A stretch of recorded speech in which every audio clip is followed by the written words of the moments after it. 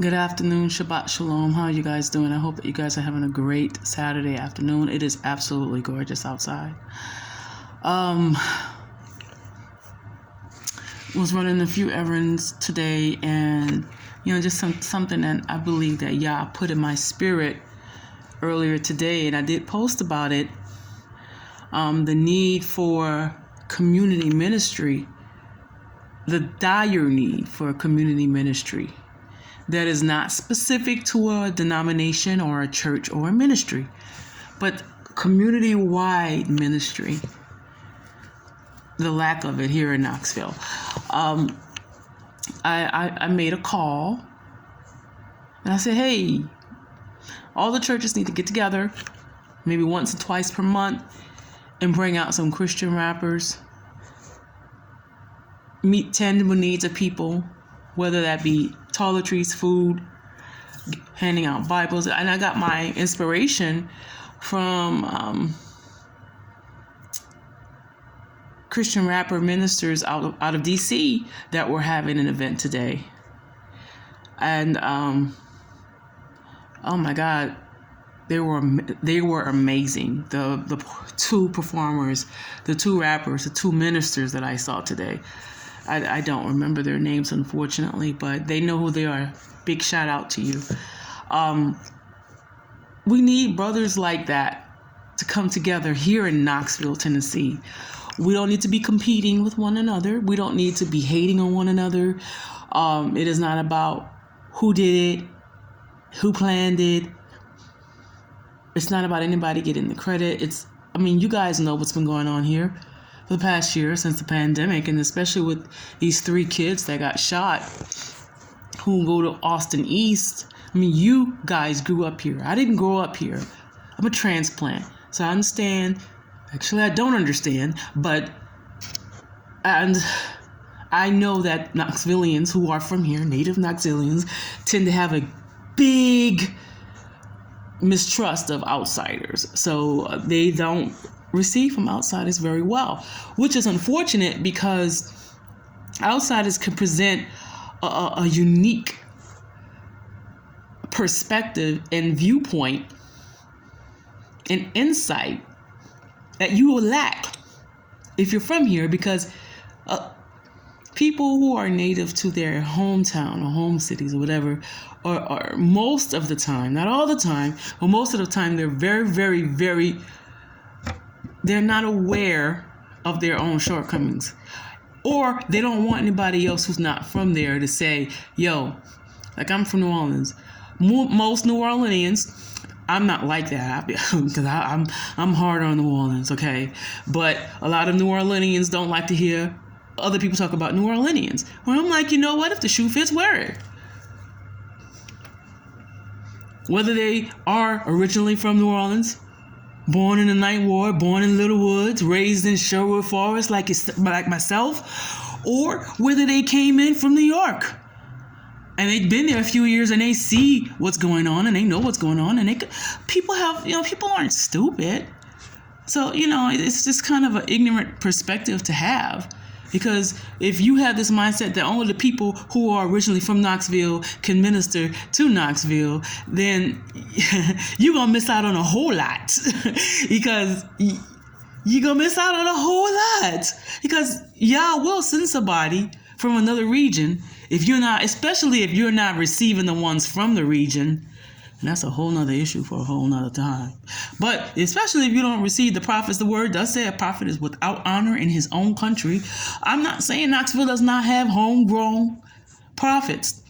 But for whatever reason, I'm not going to even venture as to why that is the case. But for whatever reason, you guys don't receive your own. You have a problem with uniting with your own. The churches here are horrible at uniting. Huh?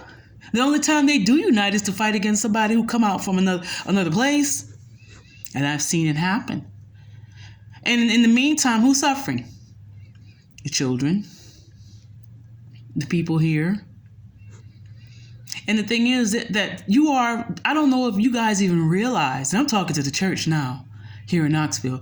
Do you guys realize what a harvest? The harvest is ripe. It's ripe. The souls, they're just right for the picking. And you just passing them up. You just passing them up because you're so busy trying to get them to come to your church. No, you got to go out and get them. And they may never come to your church. They may not have enough data to turn on their phone and look at your service. And I'm not saying there's anything wrong with that. But you have to be aggressive. You have to be purposeful and wise when you are trying to win souls. And nobody gleans from a harvest if you don't even go out in the crops and in the field and try to pick them. And I don't see that happening here in Knoxville. It's my church, and I'm only gonna do it if my church is doing. And then the thing that gets me, and I'm gonna be straight honest with you. If the white folks come into black neighborhoods and do anything, y'all got something to say about it. But y'all don't get up and do nothing about it. That doesn't make any sense. If you really love the souls, if you really care about these children, if you really are a minister of the gospel, you will recognize the dispensation and the season that we're in. And the ministry, and I'm not just telling you what I haven't done myself. When I worked at Family Dollar, I put together an outreach program. And Pastor Terry Minor, God bless you. God bless you, Pastor Minor. Him and Sister Hannah came out and they ministered to the people, and also people from across all boundaries, from South Carolina with Bishop Hudson. They came out too. But for the most part, and I invited a whole bunch of people. But, they came out and it was a decent event. People were ministered to. People were saved. People were given food to eat, information on their health. And I don't understand. And I'm not anybody special. I don't work at Family Dollar anymore. I don't have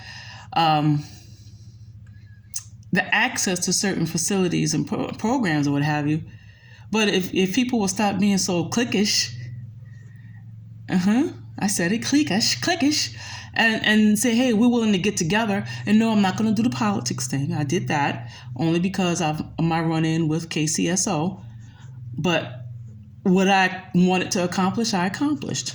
But no, I'm not interested in sitting at the table of politics. But if you're talking about community outreach, hit me up. Yes. Hit me up. I'm interested. I want to be a part of community outreach. I don't want it to be just a part of any old thing. But the people are hungry. The people are wanting to, they are ready to hear the real good news of the gospel. They are ready for you to minister to their real tangible needs. And it can be done. The churches get together. If all the churches get together, do you know how much money is invested in each church in Knoxville? Yes, I looked it up. Millions of dollars. Y'all crying about $1 million going to one person. Millions of dollars are invested in the church buildings in Knoxville. Instead of always trying to run to a building to have church, how about if we have outreach? Let's have community to church. Let's switch it up some. Let's go on Magnolia by the Blackstock. Let's go to Blackstock one Sunday, and then maybe 2 weeks from then, let's go to where the flea markets are on Magnolia. And then on one Sunday, let's have it in the parking lot on MLK next to that big old church where I think Pastor Davis was the pastor. Let's have it in the parking lot. Why would we have it in the buildings all the time? Look at the neighborhood that you're in. You have opportunities, and let it not just be a one church event. That's what I'm trying to emphasize. If all the churches, all the African American churches get together in Knoxville and minister to the communities where we're having our own issues and problems, I promise you, they'll go away. The need that a person has the most, more than tangible needs, more than food, more than clothes, more than a home. They need their souls saved. They need to be born again. They need to be delivered. They need to know that Yah is for them and that Yah loves them.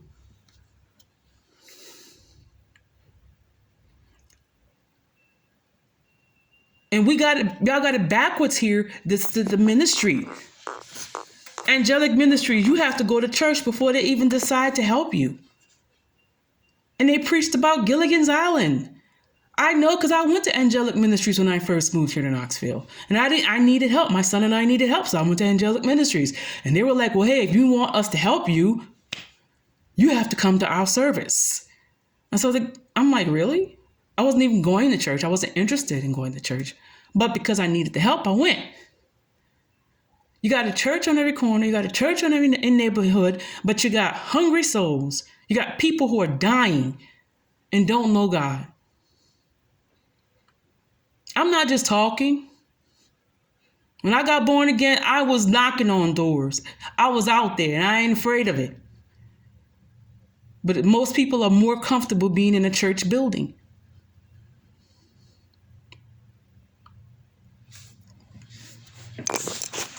You interested in outreach and real outreach and ministering to souls?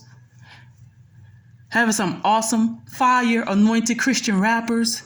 They ain't afraid to minister to these gangbangers that y'all afraid of? Hit me up. Hit me up. Winona's not playing with y'all. I'm serious. It ain't gonna happen if you just have church inside your buildings and try to run and get in the buildings. It's not going to happen if you have meeting after meeting after meeting, after Zoom meeting, after Zoom call, after Zoom call. That is not going to work anymore. You go out there and you spread some anointing on the streets. You boots on the ground. If I could take that from across all boundaries. It's going to take all of us getting together, come together. Don't worry about who did it, who's behind it, who's backing it. It's not time for that no more. Babies are getting shot out here. Now, if you really mean business, and I'm mostly talking to the black men, stop smoking weed, stop selling your dime bag of weed, stop making babies in your 40s. Huh? Get from behind your computer and from off your mixing machine and out the studio and get out there in those streets and minister to these kids. They need y'all. Not behind a pulpit either. They need to know somebody care. They need to see the Lord, Yahushua, operating in your life. So hit me up. Hit me up.